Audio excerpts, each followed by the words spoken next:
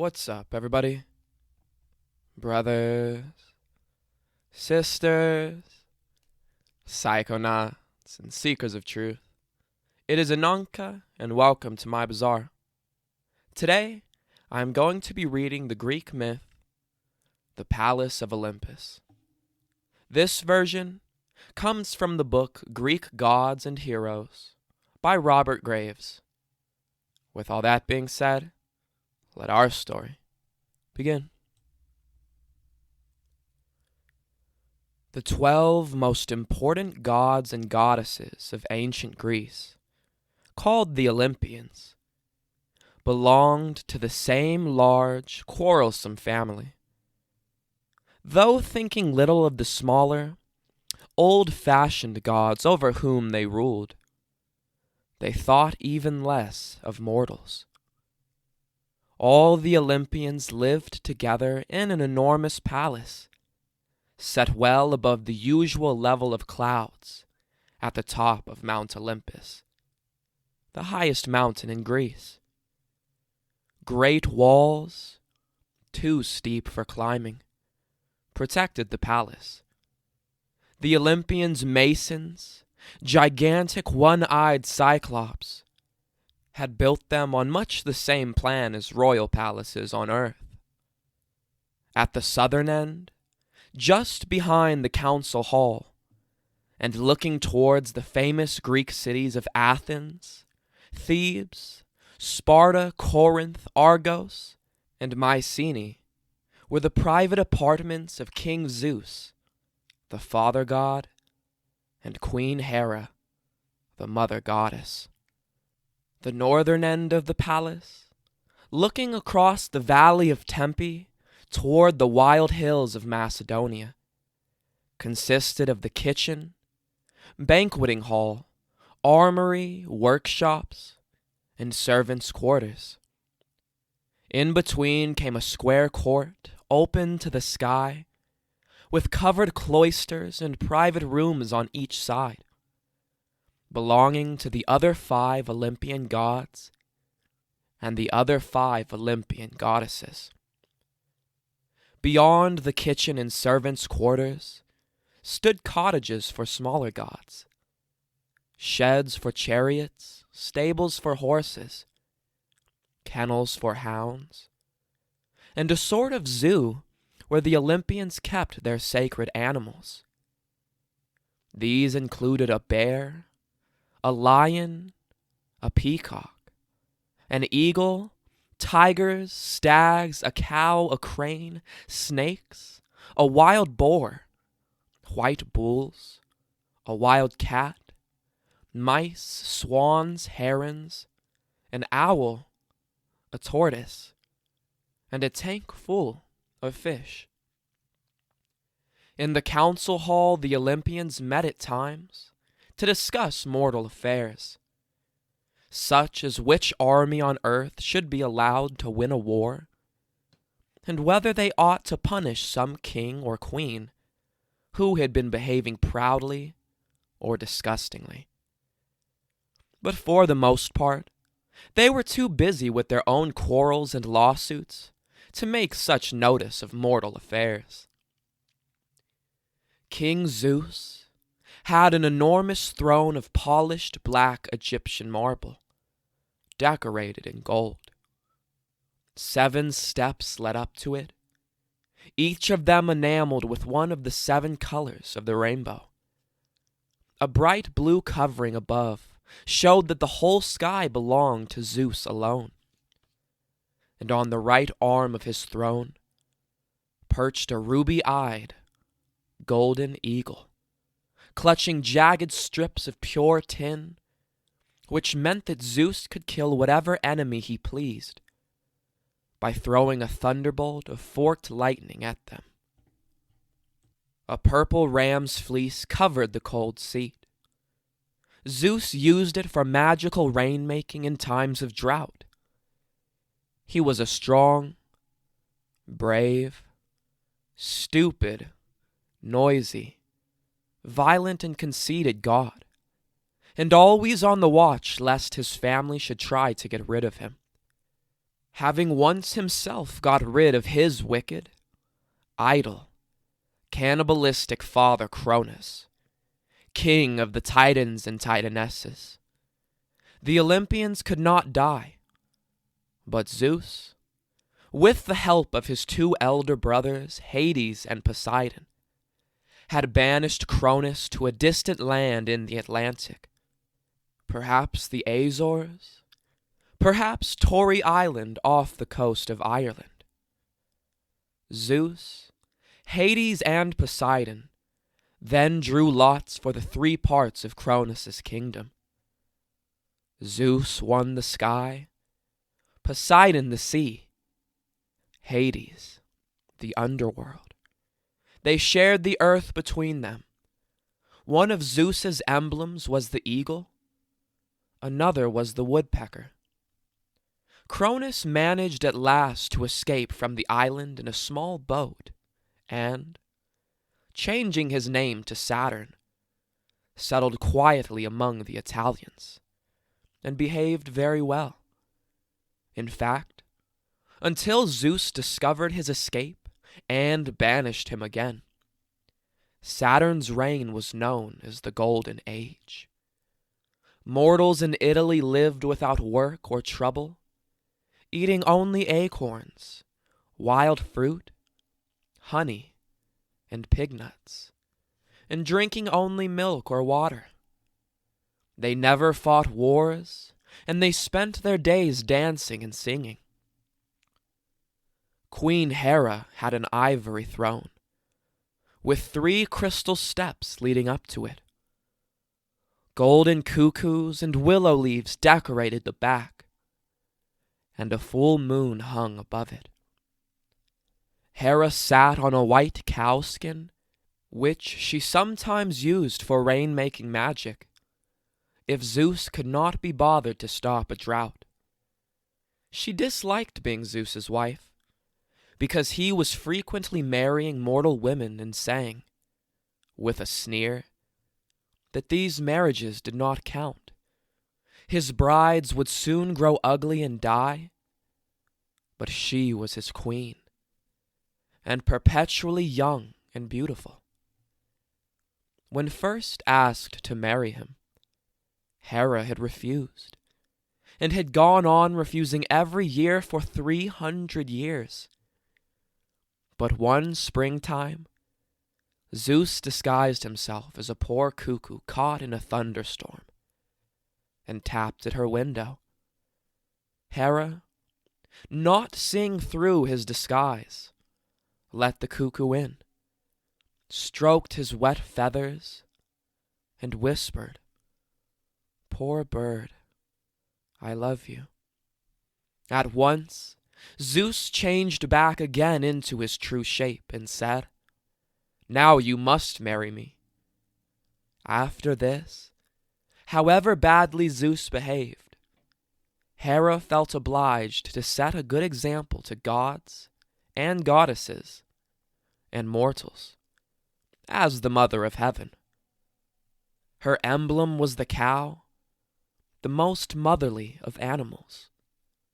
But, not wishing to be thought as plain-looking and placid as a cow, she also used the peacock and the lion. These 2 thrones faced down the council hall, toward the door leading into the open courtyard. Along the sides of the hall stood 10 other thrones, the 5 goddesses on Hera's side, for 5 gods on Zeus's. Poseidon, god of the seas and rivers, had the 2nd largest throne.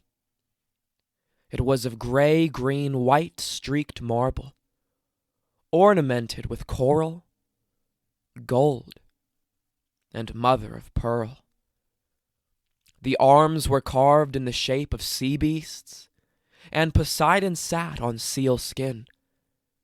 For his help in banishing Cronus and the Titans, Zeus had married him to Aphrodite, the former sea goddess, and allowed him to take over all her titles, though Poseidon hated to be less important than his younger brother, and always went about scowling. He feared Zeus's thunderbolt. His only weapon was a trident, with which he could stir up the sea and so wreck ships. But Zeus never traveled by ship. When Poseidon felt even crosser than usual, he would drive away in his chariot to a palace under the waves, near the island of Avia, and there let his rage cool. As his emblem, Poseidon chose the horse, an animal which he pretended to have created. Large waves are still called white horses because of this. Opposite Poseidon sat his sister, Demeter, goddess of all useful fruits, grasses, and grains. Her throne of bright green malachite was ornamented with ears of barley and gold, and little golden pigs for luck. Demeter seldom smiled, except when her daughter Persephone, unhappily married to the hateful Hades, god of the dead, came to visit her once a year. Demeter had been rather wild as a girl, and nobody could remember the name of Persephone's father. Probably some country god, married for a drunken joke at a harvest festival. Demeter's emblem was the poppy, which grows red as blood among the barley. Next to Poseidon sat Hephaestus, a son of Zeus and Hera. Being the god of goldsmiths, jewelers, blacksmiths, masons, and carpenters, he had built all these thrones himself, and made his own a masterpiece of every different metal and precious stone to be found. The seat could swivel about, the arms could move up and down, and the whole throne rolled along automatically, wherever he wished, like the three-legged golden tables in his workshop. Hephaestus had hobbled ever since birth. When Zeus roared at Hera, "A brat as weak as this is unworthy of me," and threw him far out over the walls of Olympus. In his fall, Hephaestus broke a leg so badly that he had to wear a golden leg iron. He kept a country house on Lemnos, the island where he had struck earth, and his emblem was the quail, a bird that does a hobbling dance in springtime. Opposite Hephaestus sat Athena, goddess of wisdom, who first taught him how to handle tools, and knew more than anyone else about pottery, weaving, and all useful arts.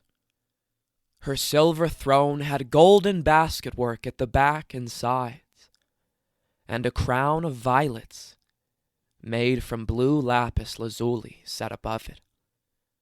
Its arms ended in grinning gorgons' heads.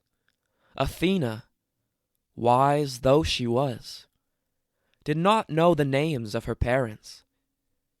Poseidon claimed her as his daughter by a marriage with an African goddess called Libya.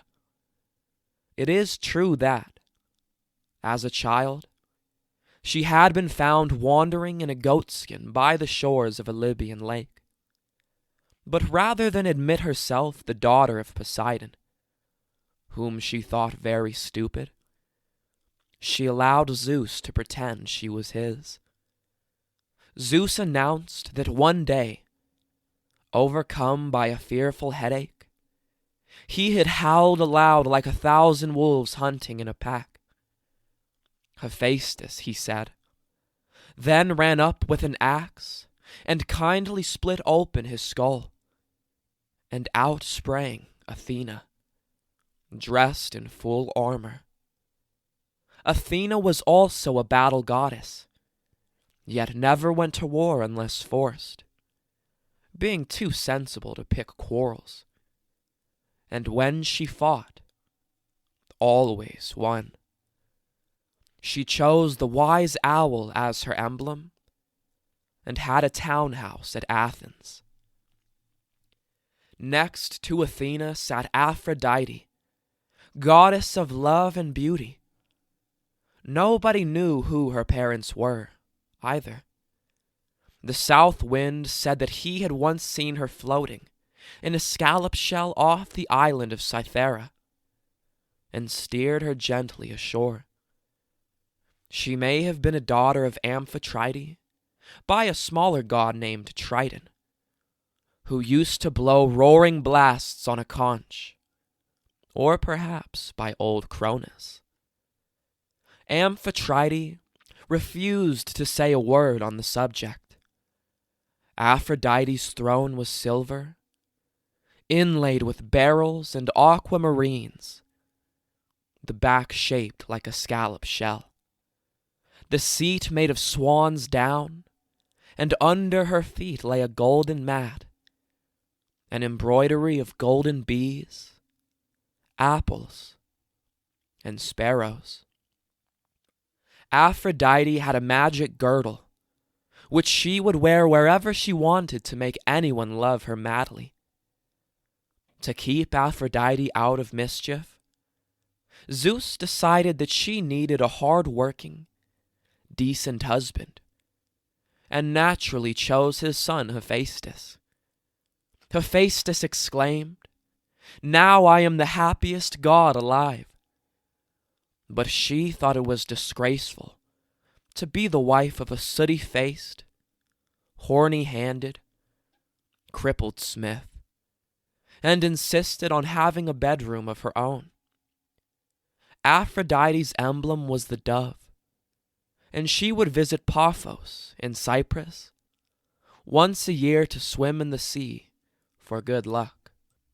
Opposite Aphrodite sat Ares, Hephaestus's tall, handsome, boastful, cruel brother, who loved fighting for its own sake.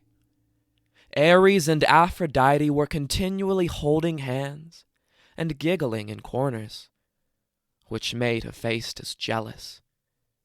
Yet if he ever complained to the council, Zeus would laugh at him, saying, "Fool, why did you give your wife that magic girdle? Can you blame your brother if he falls in love with her when she wears it?"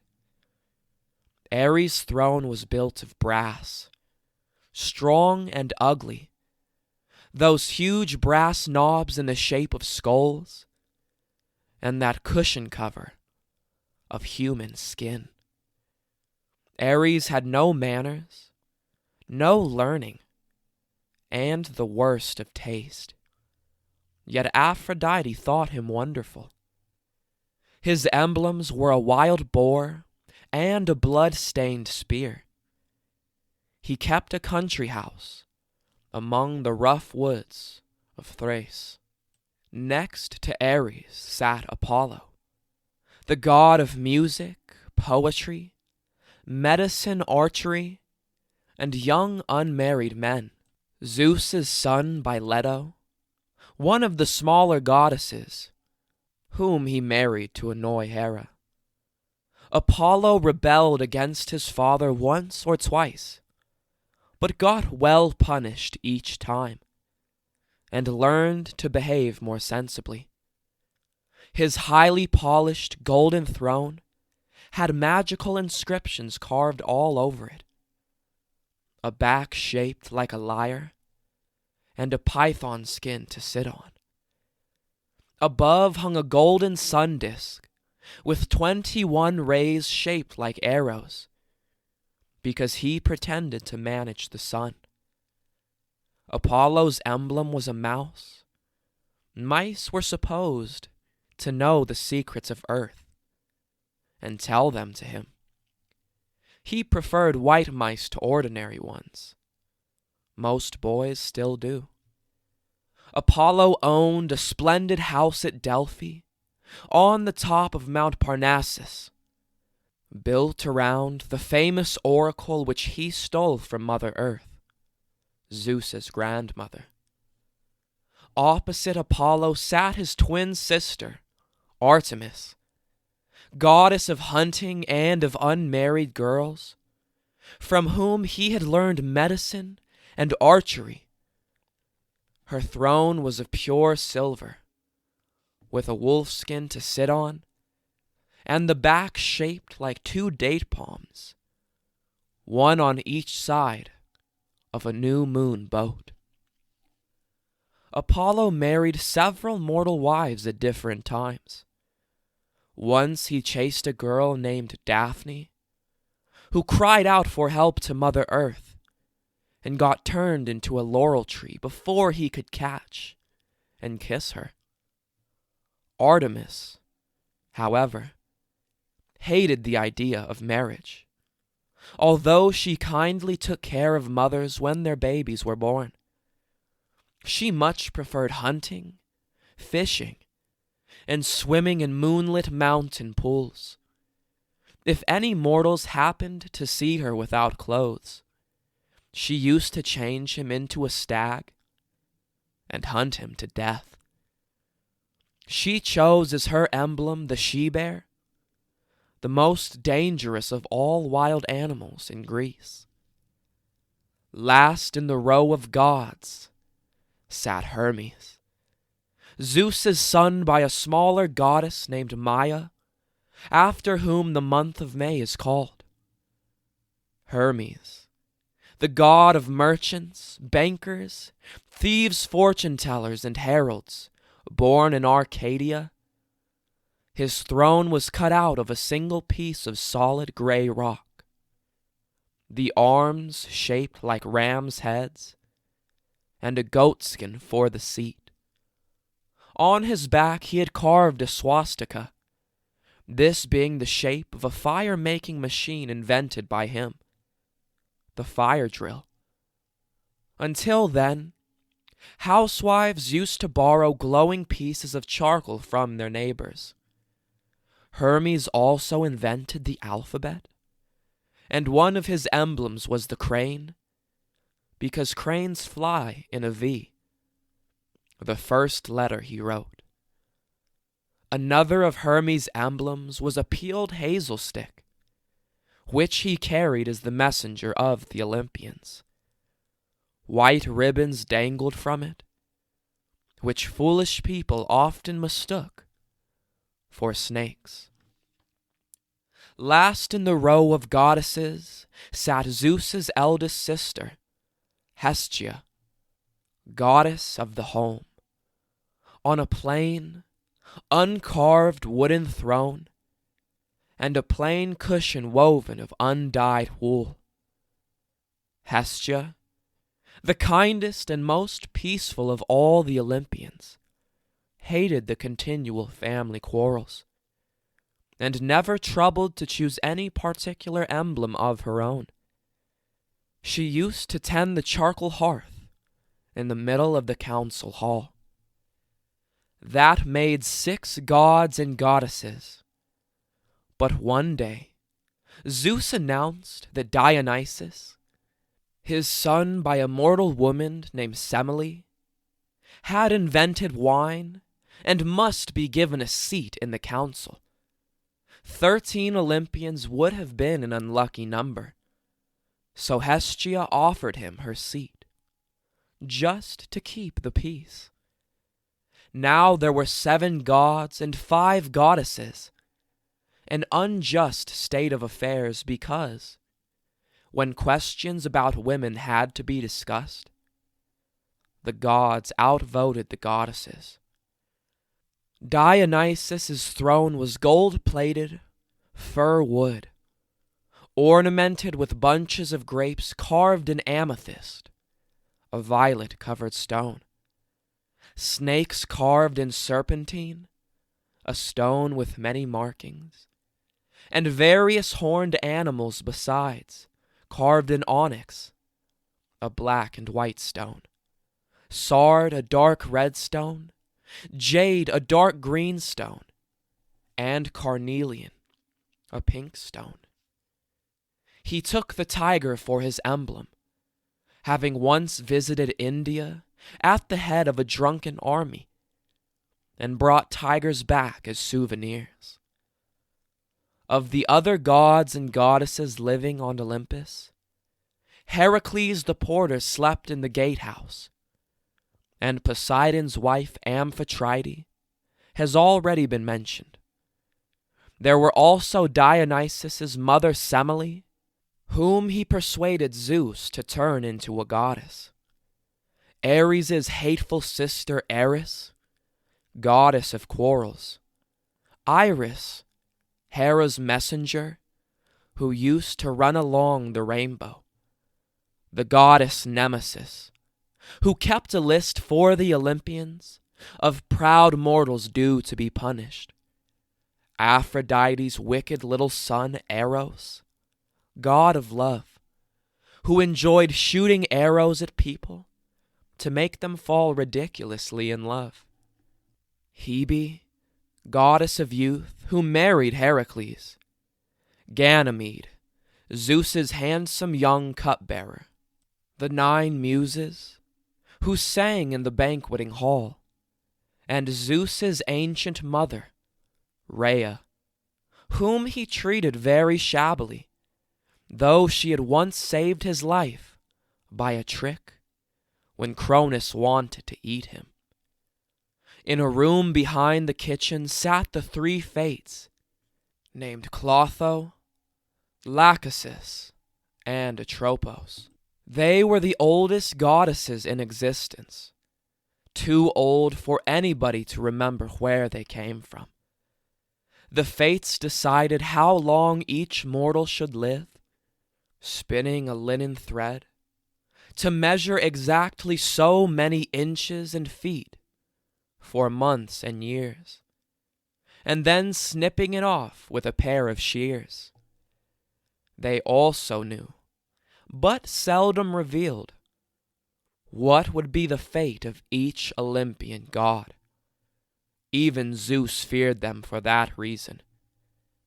The Olympians drank nectar, a sweet drink made from fermented honey, and ate ambrosia, said to be an uncooked mixture of honey, water, fruit, olive oil, cheese, and barley, though this may be doubted. Some claim that certain speckled mushrooms were the true food of the Olympians, created whenever Zeus's thunderbolt struck the earth, and that this kept them immortal. Because the Olympians also loved the smell, though not the taste, of roast beef and mutton, mortals used to sacrifice sheep and cattle to them, afterwards eating the meat themselves.